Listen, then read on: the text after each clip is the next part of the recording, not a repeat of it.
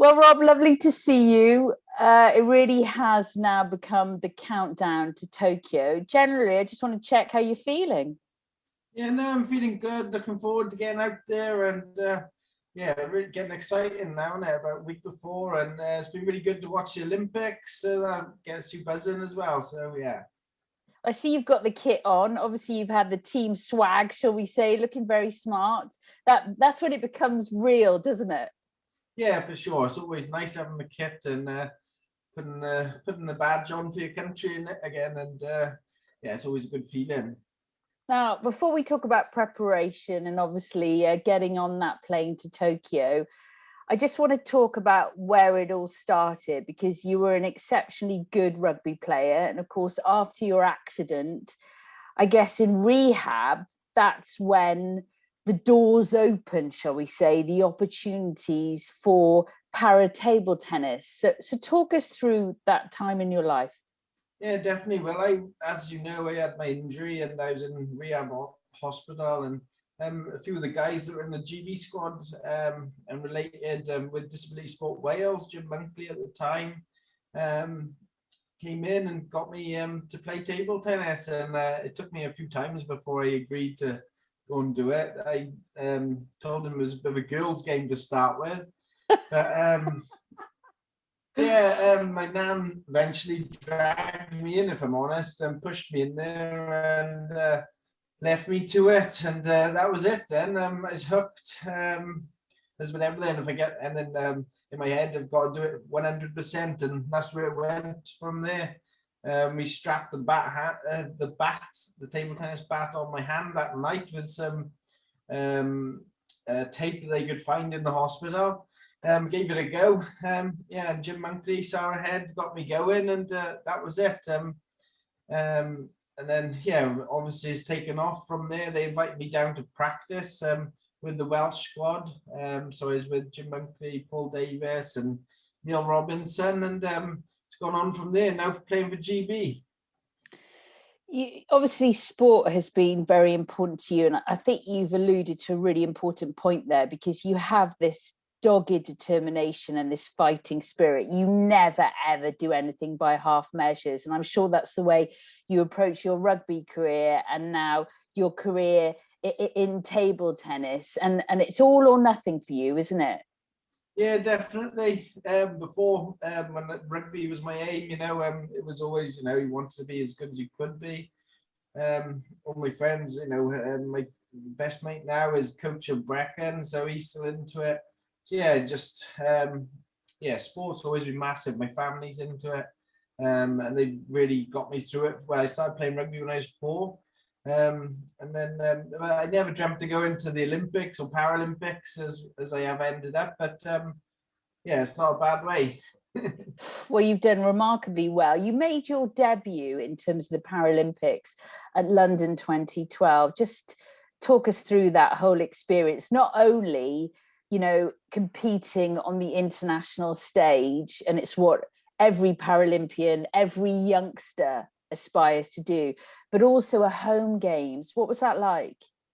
Oh, it was amazing, absolutely fantastic. Yeah, but for me, I put a lot of pressure on myself being young, and as you do going in there, table tennis was my all. Then I didn't have no girlfriend or family as such back then.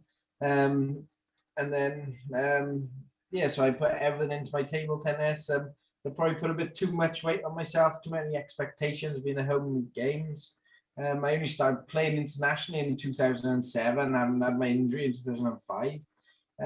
So yeah, it was all pretty new. I wasn't really ready for it, but then it stood me in good stead, ready for Rio. Really, that because I was absolutely gutted after London. I really had a close one in the group game against the world number 1 that was at the time, and I eventually lost 3-2 to a French guy, and yeah, I was gutted. Went back and really thought about what I needed to do. Got in the gym and really made improvements, huge improvements, really. And yeah, took my table tennis to the next level. And to be honest, I think it's brought the whole class forward, and everybody now's using the weights and wheelchair or no wheelchair. And yeah, I think I think it did me real good to have that bad feeling after London to then try and recover.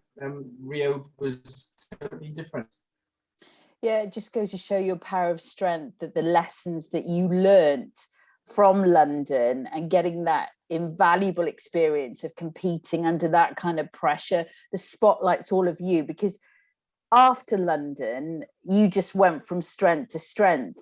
And, you know, the silverware just kept on coming, culminating in Rio, and that gold medal. Just, do you relive that match? Do you relive that final? I'd like to watch it back now and again. When I bet you do. Boost, you know? You got it on pause, yeah. haven't you? Yeah, I got you. Yeah. But no, you know, that guy I beat in the final in Rio, I'd never beat him before, so it was such a great feeling to beat him, you know, when you needed to in the peak, when you at the best stage, really, isn't it? In the final. And yeah, it's always nice having the Koreans either side of you on the podium. One of my abiding memories of Rio and the Paralympics is, and the photographer should be thanked, because that shot of you with that winning point and the emotions and the elation and the fierce determination, that to me was Rio. It's such an, I hope you've got that hung up somewhere on your wall in the house. I think I need to get it hung up. Yeah, no, I got, yeah, it's just an amazing feeling, you know, after all the hard work you put in, your family members have helped you along the way. Some are here, some have gone. You know, it all culminates really, and well, not only that, it's the work I put in when I was playing rugby before, and you know, it all culminates in that moment really. It goes through your head, and yeah, just you know, such an amazing feeling.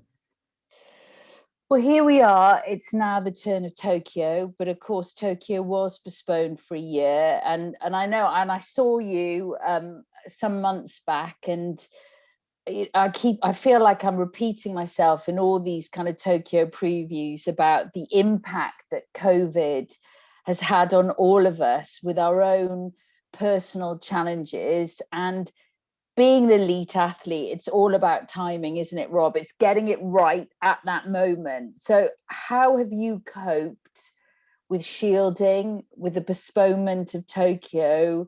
How have you coped with that mental element over the last 18 months or so?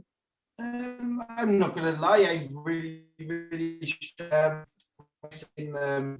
an athlete or not. I'm still a vulnerable adult, and you know, I'm always worried about COVID, and it really did affect me bad. But I'm also really glad then I got back training only probably about 2-3 months ago. But it was such a huge relief to get back training, me mentally, in every other way since really. And I'm just looking forward to getting out there performing again. I don't know what's going to happen. This game is for me, obviously, nobody does, but I'm excited to get out and have that challenge of facing somebody on the opposite side of the table, and what will be, and yeah, go and enjoy the whole Tokyo experience. And the Olympics has really been a big boost to, like, you know, what they've done, all the guys out there. It's been great watching that, and hopefully I can go out there and try and encourage youngsters to maybe do it one day. Yeah, it's all about inspiring, isn't it? And you know, since you've returned to the table over the last 2 or 3 months, how have you found the training and indeed the preparations? Do you feel in good form? Yeah, it's like I'm just enjoying being back on the table, to be honest. Yeah, it's good being in the gym again. Starting to do that, and just getting back into the routines really. Yeah, that one-on-one, there's no feeling quite like it in an individual sport, which you know, again, I hadn't really done too much before I got into table tennis. But yeah, the feeling of playing opposite that opponent and trying to improve every day, and yeah, it's great for my mentality, and just love getting up in the morning and having something to aim for. And we're so proud at DSW to have 4 players representing, you know, the Paralympics GB team, but GB para table tennis, 4 individuals from Wales. That is seriously impressive. We're only a small nation, but we punch above our weight in so many elements. But that's unbelievable, really, isn't it? Oh yeah, definitely. Disability Sport Wales has been amazing for me. They got me into my first competitions.